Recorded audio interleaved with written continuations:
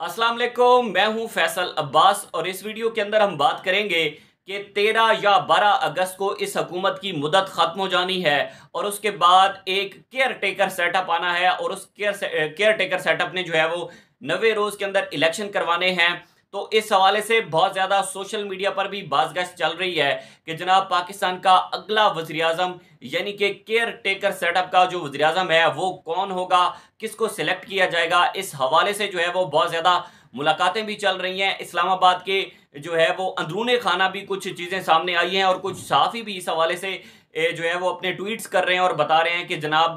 कुछ ज़रबें तकसीमें जो है वो मिला के किसी एक का नाम जो है वो सिलेक्ट कर लिया गया है और फाइनल कर लिया गया है कि जो केयर टेकर सेटअप आना है उसके लिए वज़ीर आज़म कौन होगा। इस हवाले से जो है वो नवाज शरीफ और जरदारी की भी दुबई के अंदर जो मुलाकात हुई है वो भी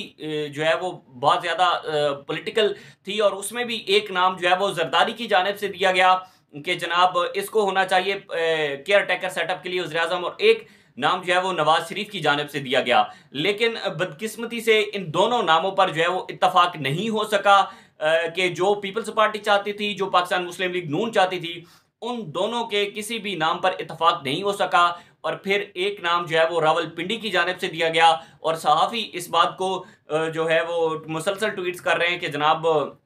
जो नाम रावलपिंडी से दिया गया है उस नाम पर इत्तफाक कर लिया गया है। अब देखना यह है क्योंकि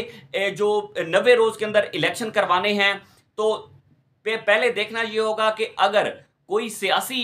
पार्टी से अगर किसी की जो है वो कोई सियासी पार्टी से बंदा आता है पाकिस्तान का अगला वज़ीर आज़म, तो फिर इसका मतलब है कि 90 रोज़ के अंदर ही इलेक्शन होने हैं। लेकिन अगर कोई टेक्नोक्रेट आता है यानी कि कोई इकोनॉमिस्ट आता है तो इस हवाले से फिर देखना होगा कि जो एक सियासी मंजरनामा है वो आगे तक जाएगा, यानी कि इलेक्शन जो है वो अगले साल होंगे, इलेक्शन इस साल नहीं होंगे। लेकिन अगर कोई सियासी शख्सियत आती है तो फिर इस हवाले से हम कह सकते हैं कि जनाब 90 रोज़ के अंदर इलेक्शन हो सकते हैं। लेकिन अगर कोई मईशतदान कोई जो है वो इकोनॉमिस्ट आता है तो फिर इसका मतलब है कि वो एक सेटअप को जो है वो लार्ज टाइम के लिए लेकर चलना चाहते हैं और वो जो है वो उसको तकरीबन अगले मार्च तक लेकर जाना चाहते हैं कि वो मईशत को कुछ ना कुछ संभाल ले। बहुत सारे नाम सामने आए जिसमें सहाफ़ियों के भी नाम सामने आते रहे, जिसमें जो है वो पॉलिटिशियंस के नाम भी सामने आते रहे, बहुत सारे दावे होते रहे और जैसे एक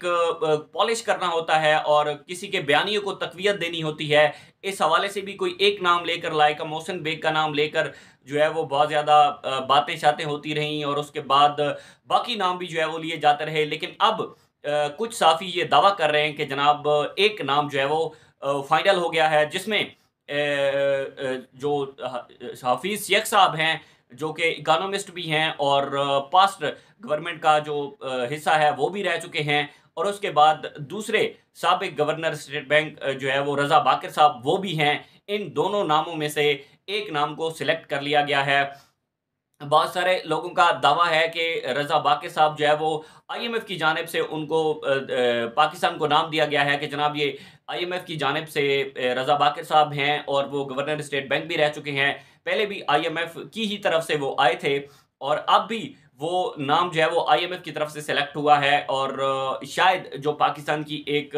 आईएमएफ की डील थी उसका मकसद भी कुछ इससे मिलता-जुलता है कि जनाब आगे जो है वो पाकिस्तान की मईशत की भाग-दौड़ जो है वो कौन सँभालेगा, क्योंकि बहुत ही इम्पोर्टेंट है, बहुत ही एक ये दौरानिया जो है अगले जो 3 महीने होने हैं वो बहुत ही अहमियत के हामिल होने हैं कि हमें जो है वो आईएमएफ की किस्त भी मिल जाएगी।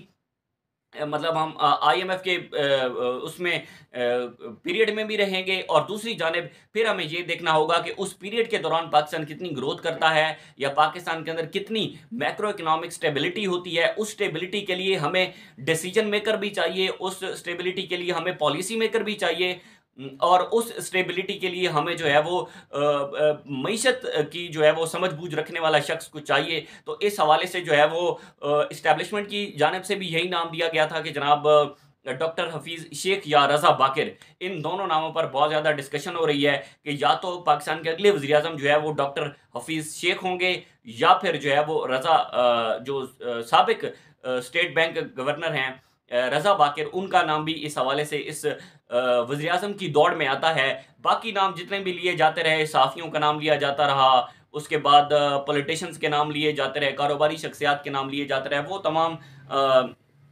पीछे रह गए हैं कि अब सिर्फ और सिर्फ अगर मीशत की बागडोर संभालनी है तो फैसला हो चुका है कि जनाब फिर किसी मीशतदान को लाया जाए, डिसीजन मेकर को लाया जाए, पॉलिसी मेकर को लाया जाए और वो केयर टेकर सेटअप जो है वो लेकर चले। और अगर किसी मीशतदान को जो है वो लेकर आते हैं तो इसका मतलब है कि फिर मामला जो है वो लार्ज टाइम के लिए जाएगा, यानी कि इलेक्शन जो है वो फिर हमें जाकर मार्च में नजर आएंगे। मार्च से पहले हमें इलेक्शन होता दिखाई नहीं देता, लेकिन देखते हैं अब आने वाले वक्त के अंदर क्या होता है। मुझे दीजिए इजाज़त, अल्लाह हाफ़िज़।